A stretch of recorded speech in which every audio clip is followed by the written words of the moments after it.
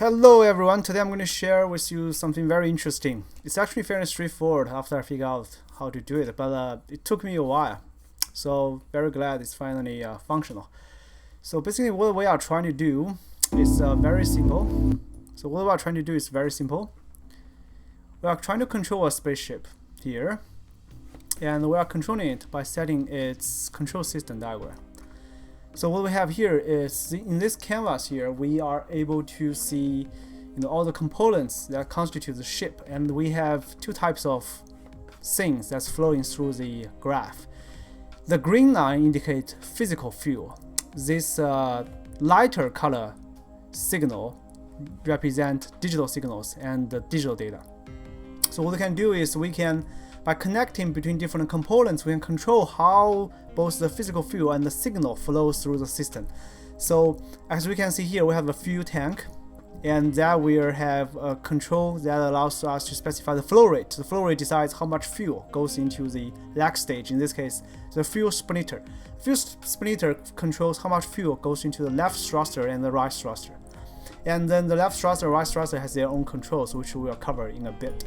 So here, let's launch the rocket, right?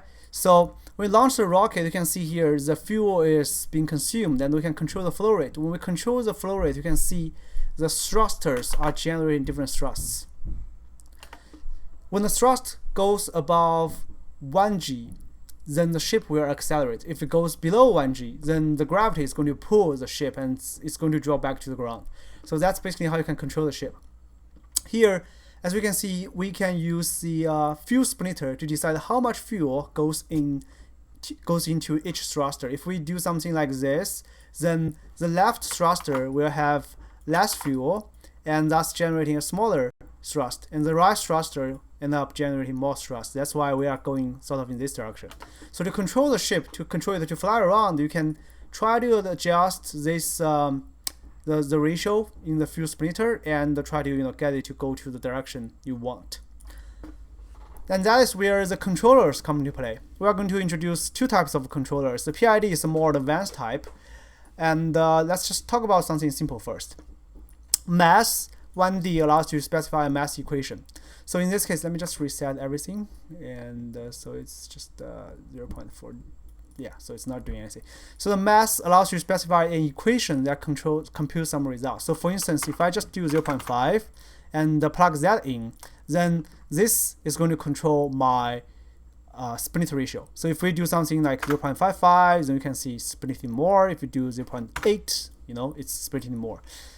The thing gets more interesting when we start to connect what we call arrow signal. Now here the PID controller does a few things. First is it generates a control signal. The second one is it generates the arrow measurement. In this case, you can see the arrow between the target direction and the current ship angle. So if we plug that in, and you can see based on this equation, we are able to calculate some number, right? So if you plug that in, you can see we're using this number to drive the fuel splitter.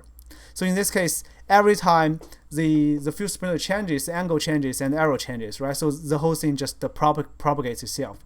The target is the end goal that we want to achieve. For instance, if we want to go in this direction, right? Let's say this is about 20 or 25 degrees or 45 degrees.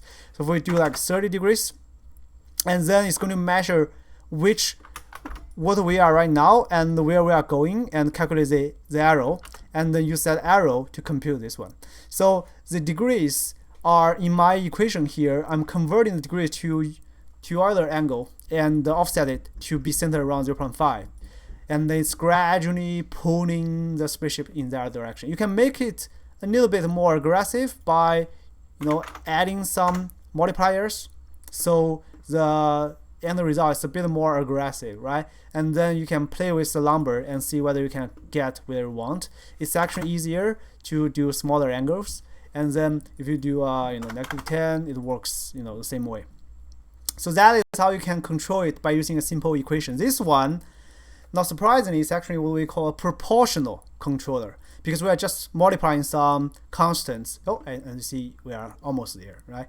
I mean, not almost, but it's getting stable. So this is a proportional controller, and it's, as you can see, it kind of works but not super effective. So instead, what we can do is use a PID. PID is what stands for proportional integral derivative controller. So it has 3 components instead of a single parameter. And what it's doing, let me just show you the result. We can directly plug in this signal. This is the control signal, the computed control signal that the PID controller think you should be using to control whatever you're trying to control. So in this case, we're using that to control the ratio. So you can see we are trying to get to the negative 10 degree, and currently the arrow is 30, and it's going to slowly moving into that direction. You can see the integral turn is changing, and gradually we are getting there, right? And the epsilon is below, it's not below 2 or 1 or whatever, right? So, and then you can go to the other direction, and you can see we are able to pull fairly close to epsilon below 5, right? Epsilon stands for the arrow. So that is the PID controller. As you can see, if you try to go to 60, what happens here? What happens here is that the fuel splitter cannot go beyond 100% because all the fuel right now is already sending to the left thruster, right? And we cannot really be more effective. So the only thing you can possibly do is to maybe control the energy, but even that doesn't do much. So that indicates an inherent limit of our system. We cannot really go beyond 45 degrees. The only thing we can do is most likely between negative 45 to 45 degrees, right? And you can see here the integral turn is decreasing very slowly, so you can make it more aggressive by making this number bigger. Otherwise, when the arrow accumulates a lot, it's going to take a while for the system to go back and be able to make any correction. So here, let me just make it even bigger, and the integral turn is slowly coming back, and eventually it's going to, actually I'm not sure why this one is working though. Yeah, hopefully it's working, but yeah, because it should, I was expecting it to go faster, or maybe not this turn. Yeah, you know, play around with this. Oh, okay, this one is doing something. So eventually we are able to get to a stable state and control our fuel splitter. Yeah, basically that's it. So that's how we can control the spaceship to go into any specific direction. So I just realized one thing I forgot to mention. Let me just quickly mention that. So here, if we okay, I think this one is broken. The GUI is broken. But let's just go back to 0.